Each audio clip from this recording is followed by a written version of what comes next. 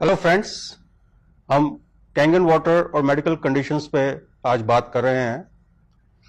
मैं आपके साथ एक बहुत ही कॉमन कंडीशन के बारे में बताना चाहता हूं, जो उसको हम CKD क्रॉनिक किडनी डिजीज के नाम से जानते हैं। ये क्रॉनिक किडनी डिजीज पिछले तकरीबन 20 सालों से बहुत ज़्यादा बढ़ गई है। हम इसका बहुत सारा जो इसका कारण है वो पानी की प्रॉपर इनटेक ना होने की वजह से है। आज मैं देख रहा हूं कि हर सिटी में जगह जगह डायलिसिस सेंटर खुलते जा रहे हैं। मैंने जब बहुत साल पहले MBBS किया था 1975 में, तो डायलिसिस यूनिट हमारे हॉस्पिटल में नहीं होता था क्योंकि जरूरत ही नहीं होती थी इसकी। आजकल डायलिसिस हॉस्पिटल बनने लग गए, तो आप इससे अंदाजा लगा सकते हैं कि प्रॉब्लम कितनी बढ़ चुकी है। कैंगन वाटर का क्रॉनिक किडनी डिजीज में बहुत अच्छा रोल है, क्योंकि इसमें हम पानी को रेगुलेट करके किडनी फंक्शन को प्रॉपर कर सकते हैं। ये एक किडनी को टोटल फेलियर से बचा सकता है।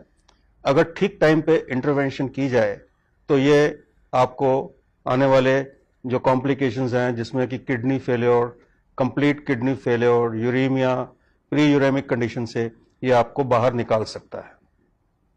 ये जो आप पानी पीते हैं ये आमतौर पे बॉटल्ड वाटर एसिडिक है, और जो पानी हम RO से पीते हैं, RO में से निकाल के पीते हैं घरों में, उसमें इलेक्ट्रोलाइट्स नहीं है। बिना इलेक्ट्रोलाइट्स का ये पानी और एसिडिक पानी आपकी बॉडी को एसिडिक करता है। किडनीज का फंक्शन, जो किडनी में फिल्टर लगे हैं, मिलियंस ऑफ फिल्टर्स, वो क्लॉग्ड होते हैं इससे, और ये जो एसिड कंटेंट है ये किडनीज के लिए डैमेजिंग है। अब होता क्या है कि जैसे ही किसी को थोड़ी सी किडनी कंडीशन, चाहे वो डायबिटिक की कॉम्प्लिकेशन हो या वैसे किडनी डिजीज हो, तो डॉक्टर्स फर्दर उसका पानी रिस्ट्रिक्ट कर देते हैं कि आप पानी कम पीजिए, क्योंकि वो पानी आपके शरीर में जाके जम जाएगा, आपको स्वेलिंग्स आ जाएंगी, पैरों में स्वेलिंग आ जाएगी।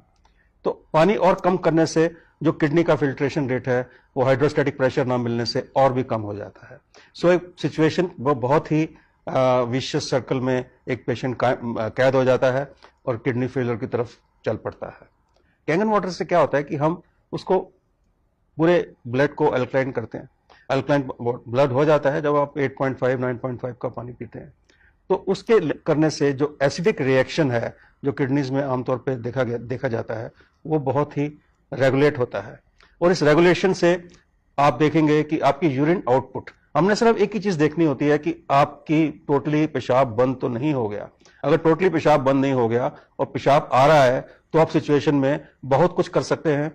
इस कैंगन वाटर का आप धीरे धीरे 2 से 2.5 लीटर से 3 लीटर तक पेशेंट को ले जा सकते हैं, और आप देखेंगे जैसे पेशेंट की यूरिन आउटपुट बढ़ती है उसकी स्वेलिंग्स भी कम होती हैं, उसकी कॉम्प्लिकेशन कम होती है, और उसमें अगर आप टेस्टिंग कराएंगे तो यूरिया क्रिएटिनिन का लेवल भी कम होगा, और ये पेशेंट टोटली पूरा यूरेमिक कंडीशन में जाने से, यानी कि किडनी फेलियर में जाने से ये बच सकता है।